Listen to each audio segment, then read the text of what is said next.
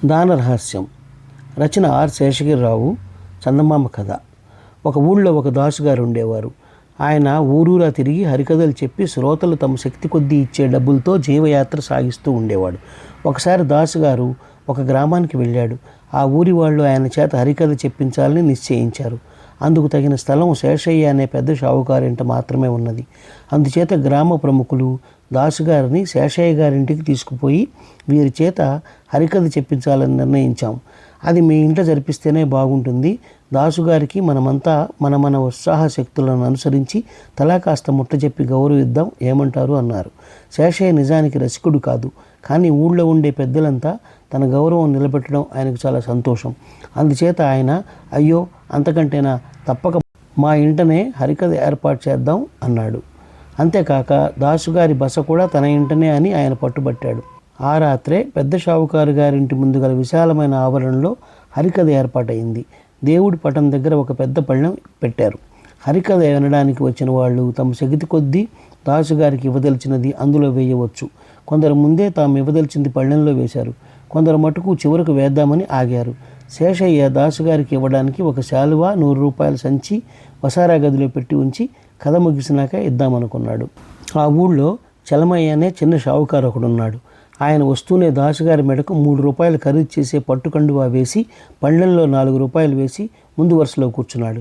ఈ హరికథే తన ఆధ్వర్యాన జరిపించినట్టయితే ఆయన దాసుగారిని ఇంకాస్త ఘనంగా సత్కరించేవాడే. పెద్ద షావుకారు శేషయ్య ఎవరంతంత ఇచ్చేది ఒక కంట కనిపెడుతూనే ఉన్నాడు. అన్నిటిలోకి పెద్ద పద్దు చలమయ్యదే, అది కూడా 10 రూపాయల లోపుదే. అలాంటప్పుడు తాను మటుకు దాసుగారికి 100 రూపాయల నగదు, ఒక సాలువా ఇచ్చుకోవడం దేనికి? ఒక 10 రూపాయల రొక్కము, ఒక సదపంచులు ఇస్తే సరిపోతుంది. దాసుగారు హరికథ ప్రారంభించి చెప్పుకుపోతున్నాడు. మధ్యలో శేషయ్య ఏదో పని పడ్డట్టుగా లేచి వసారా గదిలోకి వెళ్ళి తాను సిద్ధంగా ఉంచిన శాలువా, రూపాయల సంచి తీసేసి వాటికి బదులు ఒక దోవతల చాపు 10 రూపాయలు ఉంచి వచ్చాడు.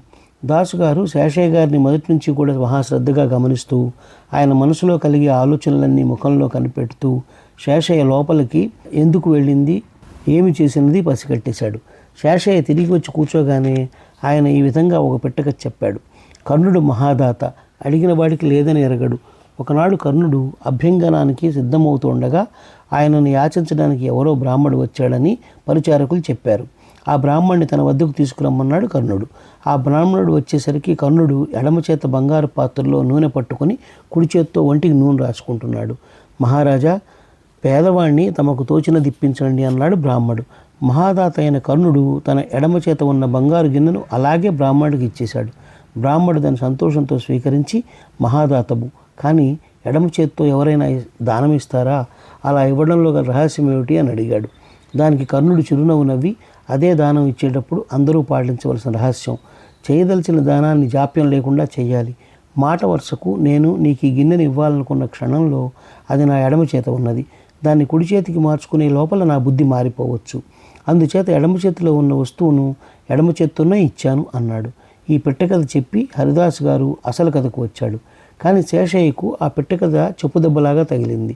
హరికథ పూర్తి అయ్యాక ఆయన దాసుగారికి తాను ముందుగా ఇవ్వదలుచుకున్న కాసుల కన్నా కూడా ఘనంగా ఇచ్చి గౌరవంగా పంపాడు. ఈ కథ నచ్చినట్లయితే షేర్, లైక్, సబ్స్క్రైబ్ చేసి పక్కనున్న గంట ఐకాన్ని కొట్టండి.